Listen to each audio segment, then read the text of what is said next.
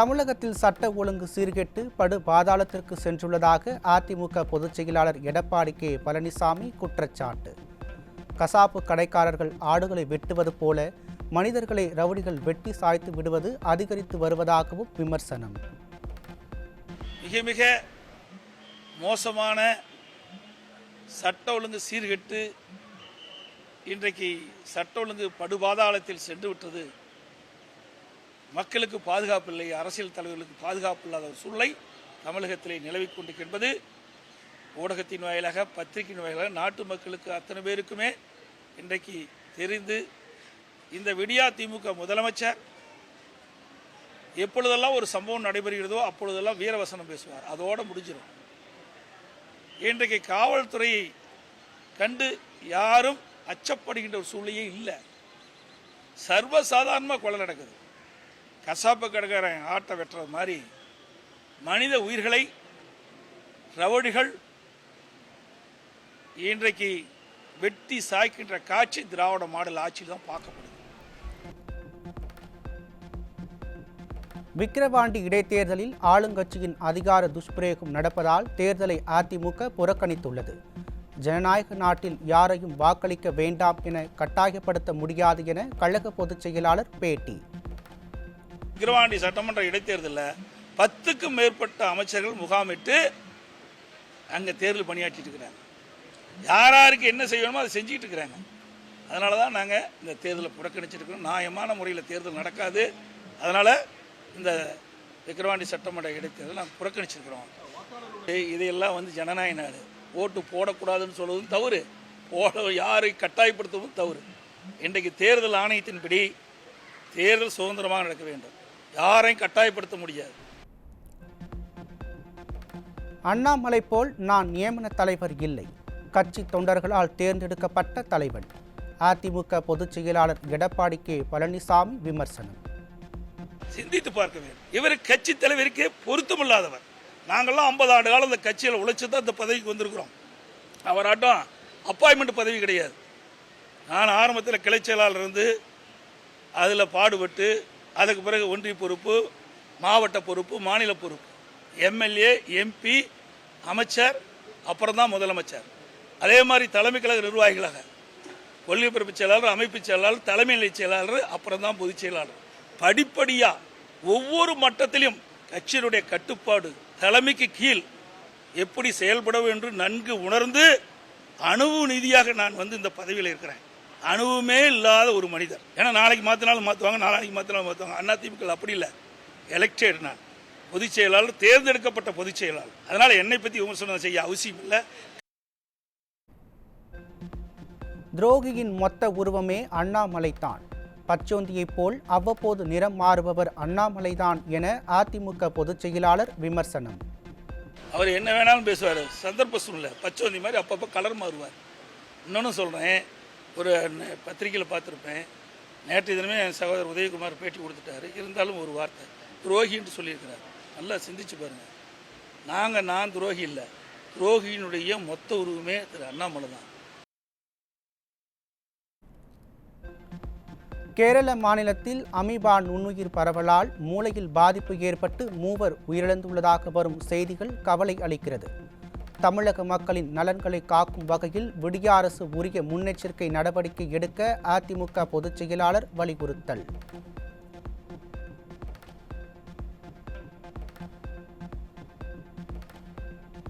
ராமநாதபுரத்திற்கு வருகை தந்த அதிமுக பொதுச் செயலாளர் எடப்பாடி கே பழனிசாமிக்கு கழக நிர்வாகிகள், தொண்டர்கள் உற்சாக வரவேற்பு.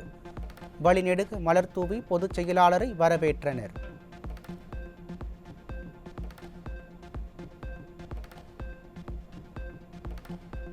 ராமநாதபுரம் மாவட்டம் பரமக்குடியில் பிரம்மாண்ட கொடிக்கம்பத்தில் அதிமுக கொடியை ஏற்றிய கழக பொதுச் செயலாளர். 110 அடி உயர கொடிக்கம்பத்தில் அதிமுக கொடியை ஏற்றிய போது தொண்டர்கள் உற்சாகம்.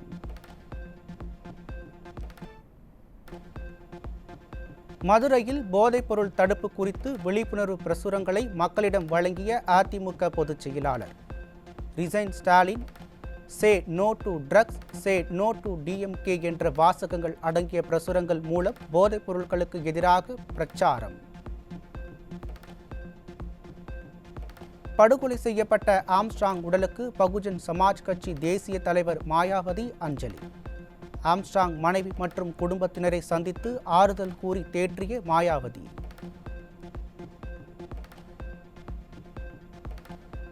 தமிழ்நாட்டில் சட்டம் ஒழுங்கு சீர்குலைந்துள்ளதாக மாயாவதி குற்றச்சாட்டு. கொலை வழக்கில் உண்மையான குற்றவாளிகள் இன்னும் கைது செய்யப்படவில்லை எனவும் பரபரப்பு பேச்சு. ஆம்ஸ்ட்ராங் படுகொலை வழக்கை சிபிஐ வசம் ஒப்படைக்க வேண்டும் என பகுஜன் சமாஜ் கட்சி தலைவர் மாயாவதி ஆவேசம். தமிழகத்தில் உள்ள பட்டியலின மக்களுக்கு பாதுகாப்பு வழங்கும் பொம்மை முதல்வருக்கு வலியுறுத்தல். பாஜக கூட்டணியில் இருந்து அதிமுக வெளியேற வேண்டும் என முழங்கிய விசிக தலைவர் திருமாவளவனுக்கு பட்டியலின மக்களின் கதறல் கேட்கவில்லையா? வேங்கை வயல், நாங்குநேரி, நாய்க்குநேரி என பட்டியலின மக்களுக்கு அநீதி இழைக்கப்படும் நிலையில் சமூக நீதி பேசும் திருமா திமுக கூட்டணியில் இருந்து வெளியேறாதது ஏன் என தலித் மக்கள் கேள்வி. கிருஷ்ணகிரி மாவட்டம் ஓசூரில் வெல்டிங் இயந்திரம் மூலம் ஏடிஎம் இயந்திரத்தை உடைத்து 14,50,000 ரூபாய் கொள்ளை. விடியா ஆட்சியில் திரும்பிய திசையெல்லாம் கொள்ளை சம்பவங்கள் அதிகரித்துள்ள நிலையில் எங்கே காவல்துறை என மக்கள் கேள்வி. திருவள்ளூர் மாவட்டம் கும்மிடிப்பூண்டியில் பட்டா நிலத்தில் கட்டிய வீட்டை இடிக்க முயன்றதால் தீக்குளித்த இளைஞர் சிகிச்சை பலனின்றி பலி. விடியா ஆட்சியில் வருவாய்த்துறை அதிகாரிகளின் அத்துமீறலால் அப்பாவி இளைஞன் பலியான பரிதாபம். திருவள்ளூர் மாவட்டம் கும்மிடிப்பூண்டியில் தீக்குளித்து உயிரிழந்த ராஜ்குமாரின் தாய் பரபரப்பு குற்றச்சாட்டு. ரியல் எஸ்டேட் அதிபர்களிடம் பணம் பெற்றுக்கொண்டு தேர்பாளி திமுக ஊராட்சி மன்ற தலைவர் கிரிஜாவின் கணவர் 11 மாதமாக வீட்டை காலி செய்ய சொல்லி மிரட்டி வந்ததாக புகார். அது புறம்போக்கு இடம், பட்டா கிடையாது. அதில் பில்டிங் கட்டிக்கிட்டு அவங்களுக்கு வசதி இருக்குது. பில்டிங் கட்டிக்கிட்டு என்ன காலி பண்ண சொல்லி குமார் என்ற தலைவருக்கு வார்டு நம்பர் கந்து வெட்டி கொடுக்குற ராஜரத்னம் ஊர் கோயிலோட தலைவர் பையன் ராஜி என்கிற ராஜ்குமார் அவன் பேரு தான். அப்புறம் தண்ணி விடுற ஆப்ரேட்டர் அவன் பேர் ராஜ் தான். ராஜுன்ற தியாகராஜன் இவங்கெல்லாம் சேர்ந்து தான் என்ன இந்த என் பிள்ளைக்கு டார்ச்சர் கொடுத்தாங்க. தமிழகம் முழுவதும் விவசாயத்துக்கு வழங்கப்படும் மும்முனை மின்சார விண்ணப்பிக்கும் சேவையை முடக்கி வைத்துள்ள விடியா அரசு. நாட்டுக்கே சோறு போடும் விவசாயிகளின் வயிற்றில் அடித்த பொம்மை முதல்வருக்கு மக்கள் கண்டனம். தமிழகம் மற்றும் புதுவையில் இன்றும் நாளையும் மழைக்கு வாய்ப்பு. சென்னை வானிலை ஆய்வு மையம் எச்சரிக்கை.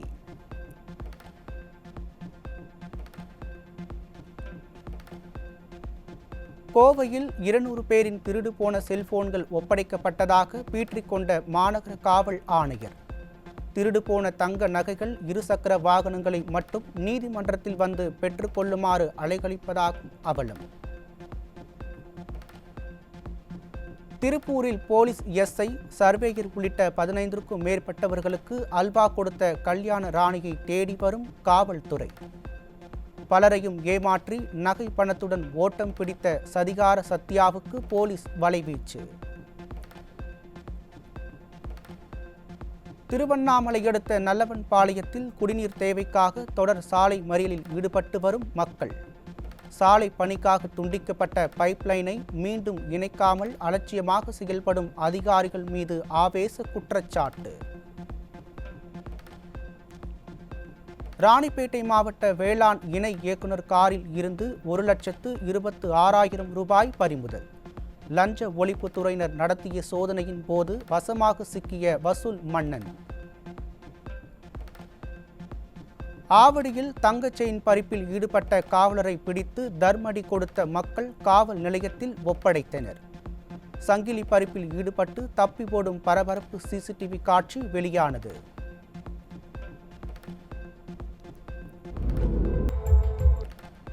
ராணிப்பேட்டை மாவட்டம் சோளிங்கர் அருகே 1 கிலோ கஞ்சா சிக்கியது. விடியா ஆட்சியில் சில்லறை கஞ்சா வியாபாரிகளை பிடித்து கணக்கு காட்டும் போலீசார் ஆணிவேரை பிடிக்காமல் தொடர்ந்து அலட்சியம். வேலூர் அருகே திமுக பிரமுகர் கடத்தி வந்த 20 கிலோ குட்கா ஆன்ஸ் சிக்கியது. விடியா ஆட்சியில் குட்கா கடத்தலிலும் கஞ்சா விற்பதிலும் கொலை செய்வதிலும் தான் திமுகவினர் சாதனை படைத்து வருவதாக மக்கள் விமர்சனம். வேலூர் மாவட்டம் பேரணாம்பட்டு அருகே கடன் தொல்லையால் தாய் மகன் தற்கொலை. வாங்கிய கடனை திருப்பி செலுத்த முடியாத விரக்தியில் தற்கொலை செய்து கொண்ட பரிதாபம். ஈரோடு மாவட்டம் கோபிச்செட்டிப்பாளையம் அருகே சாலையை கடக்க முயன்றவர் இருசக்கர வாகனம் மோதி உயிரிழப்பு. நெஞ்சை பதற வைக்கும் வீடியோ காட்சிகளால் பரபரப்பு. நீலகிரி மாவட்டம் கோத்தகிரி அருகே இரவு நேரத்தில் உலா வந்த சிறுத்தை வளர்ப்பு நாயை கவ்வி சென்றதால் பரபரப்பு. உடனடியாக சிறுத்தையை கூண்டு வைத்து பிடிக்க மக்கள் கோரிக்கை.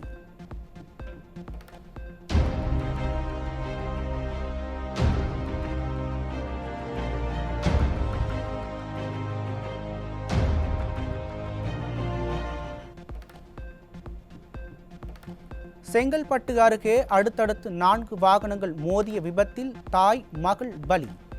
பழவேலி அருகே திருச்சி சென்னை தேசிய நெடுஞ்சாலையில் ஆம்னி பேருந்து மோதியதில் அப்பளம் போல் நொறுங்கிய கார். புதுக்கோட்டை மாவட்டம் கந்தர்வக்கோட்டை அருகே குடிநீர் வராததை கண்டித்து போராட்டத்தில் ஈடுபட போவதாக கூறிய மக்கள். ஆபாச வார்த்தைகளால் திட்டிய திமுக தெற்கு ஒன்றிய செயலாளரின் ஆடியோ வெளியாகி அதிர்ச்சி.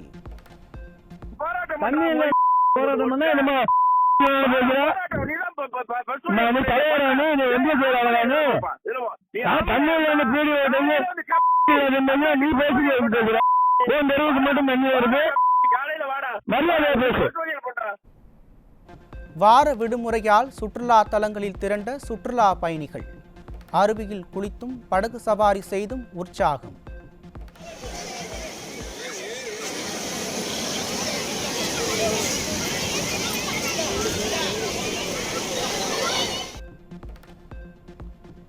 திருவண்ணாமலையில் அண்ணாமலையார் கோவிலில் ஆனி பிரம்மோற்சவ விழாவை முன்னிட்டு தங்க கொடிமரத்தில் கொடியேற்றம். கொடியேற்று விழாவில் ஏராளமான பக்தர்கள் கலந்து கொண்டு சாமி தரிசனம். அருணாச்சலனே ஈசனே அன்பே சிவமானநாதனே அருணாச்சலனே ஈசனே அன்பே சிவமானநாதனே குருவாய் அமர்ந்த சிவனே. திருச்செந்தூர் முருகன் கோயிலில் வள்ளி கும்மி நடனமாடி பக்தர்களை பரவசப்படுத்திய கோவை ஆன்மீக குழுவினர். நாளி கிணறு நுழைவு வாயிலில் ஒயிலாட்டம் மற்றும் வள்ளி கும்மி நடனமாடி முருக பக்தர்கள் பரவசம்.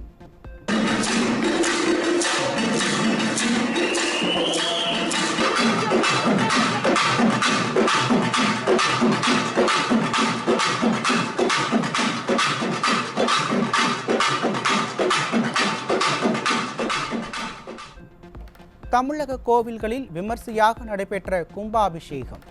சுவாமி தரிசனம் செய்த பக்தர்கள்.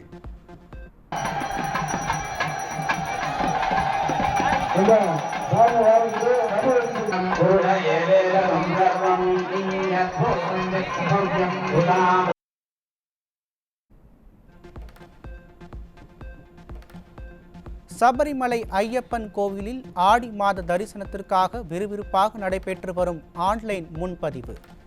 ஜூலை 15ஆம் தேதி கோவில் நடை திறக்கப்பட்டு 5 லட்சம் பக்தர்கள் வரை ஐயப்பனை தரிசிக்க வருவார்கள் என எதிர்பார்ப்பு. ஒடிசாவில் புரி ஜெகநாதர் ஆலய தேர் திருவிழா தொடக்கம். தூவீதியை திதியன்று ஆண்டுதோறும் நடைபெறும் தேர் திருவிழாவில் ஏராளமான பக்தர்கள் பங்கேற்பு.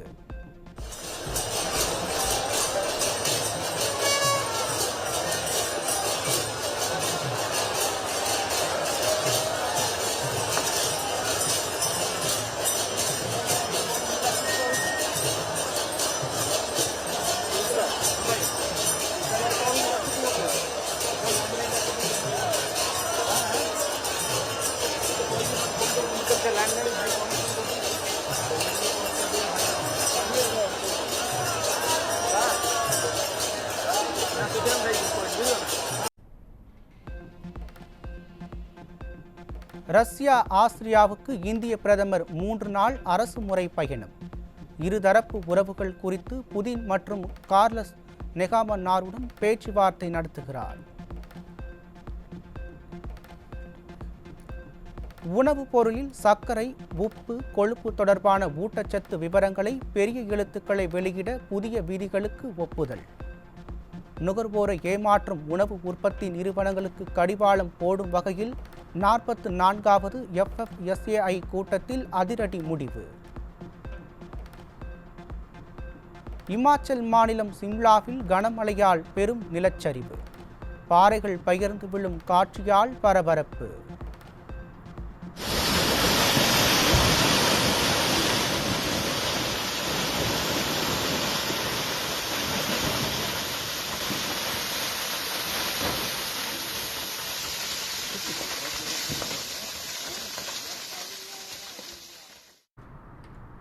உத்தரகாண்ட் மாநிலம் அல்பானில் வெள்ளப்பெருக்கில் நூலிலையில் உயிர் தப்பிய இளைஞர்கள். இருசக்கர வாகனம் நீரில் அடித்து செல்லப்பட்ட பதைபதைக்க வைக்கும் காட்சி.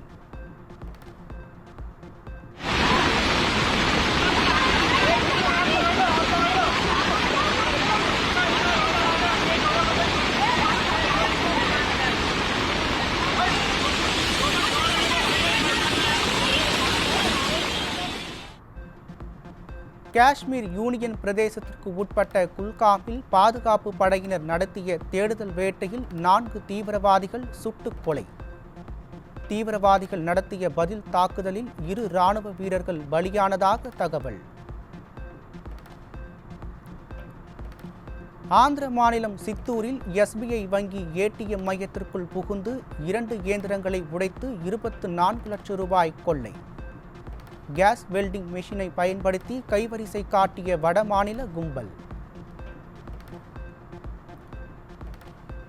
ஆந்திராவில் காதலை ஏற்க மறுத்ததால் 9ஆம் வகுப்பு மாணவியை கண்மூடித்தனமாக வெட்டி கொலை செய்த காதலன் கைது. பெற்றோர் இல்லாத நேரத்தில் வீட்டில் நுழைந்து நிகழ்த்திய கொடூர கொலை.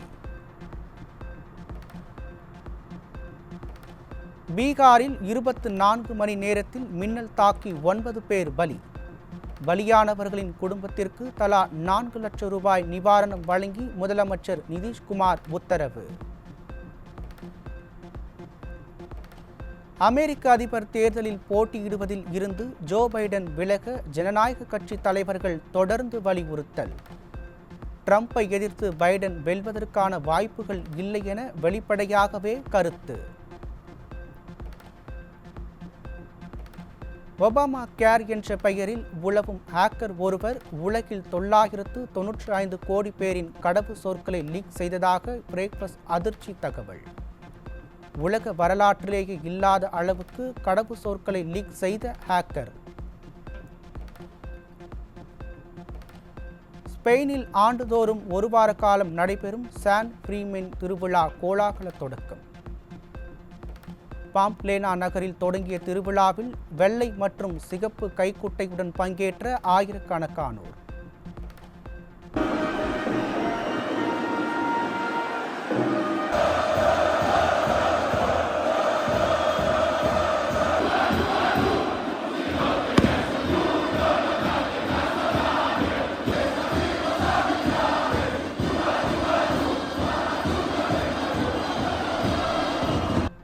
இத்தாலியின் ஸ்ட்ராம்போலி நகரில் வானளவு எழுந்த எரிமலை சாம்பலை கண்டுகளிக்க படகுகளில் படையெடுக்கும் மக்கள். கடந்த சில தினங்களாக சீற்றத்துடன் காணப்பட்ட எரிமலை சற்று தணிந்ததால் திரண்ட சுற்றுலா பயணிகள்.